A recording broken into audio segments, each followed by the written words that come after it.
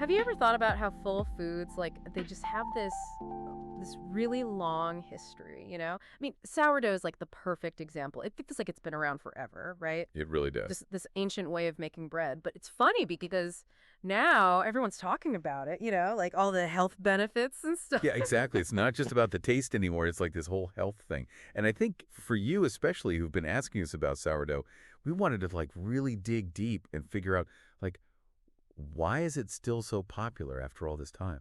And not just because it tastes good, but like the whole story, the history and the science behind it. Yeah, yeah, totally. Like we've been doing a lot of research looking into where it came from and all the sciencey stuff, and it's pretty amazing, And how fascinating. So today we really want to understand like how sourdough has survived for like thousands of years and why people are so interested in it now, especially for its health benefits, right? Exactly. Okay, so let's go back to the beginning. What makes sourdough so ancient?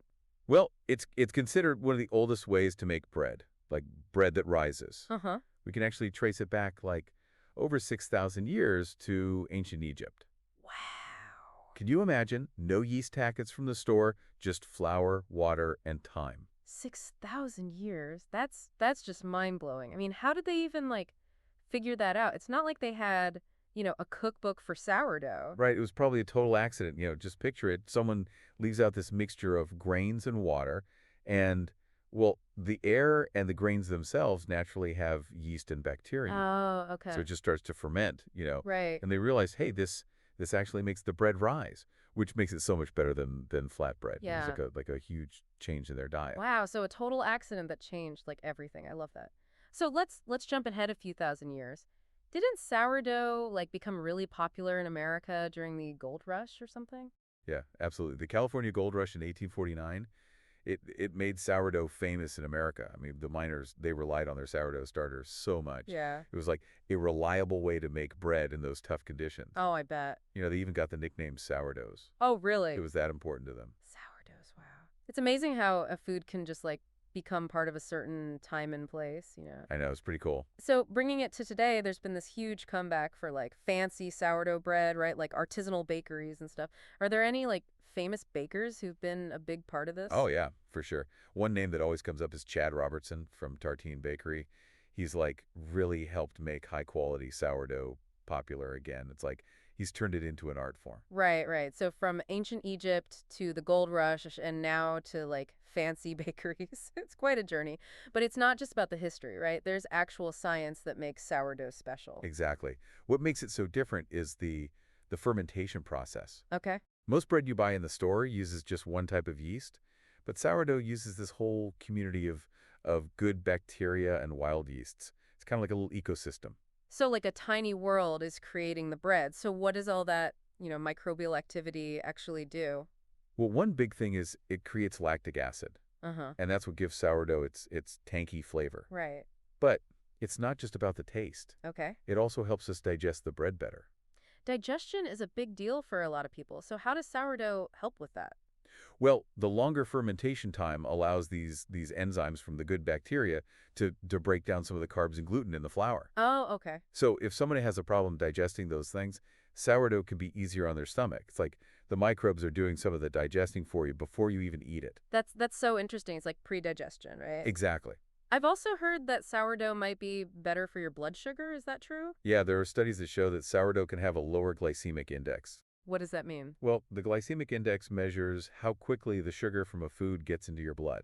Okay. And a lower index means a slower rise in blood sugar, which is, generally better for you. So it's like gentler on your system. Right. That's really important for a lot of people. It's like these old ways of doing things, they might actually be better for us in ways we're just starting to understand. Absolutely. It's really making people rethink how we make food. Yeah, yeah. And there are also some like almost unbelievable facts about sourdough, right? It's so unique. It really is. For example, did you know that a sourdough starter can basically live forever? Wait, really? Yeah, as long as you keep feeding it sour and water, it can keep going. There are families who pass down their starters through generations. It's like a family heirloom, but you can bake with it. Wow, that's just incredible. Like a living part of history. And each starter is unique, right? Like they're all different. Exactly, because each starter uses the wild yeasts and bacteria that are, in the air and the flour where it's made. So a starter from San Francisco will be different from one in Italy because the microbes are different. Wow, so the air we breathe and the flour, it all affects the flavor. That's amazing. I also remember reading about like a super old sourdough starter somewhere in the US. Oh yeah, the oldest one in the U.S. is over 120 years old.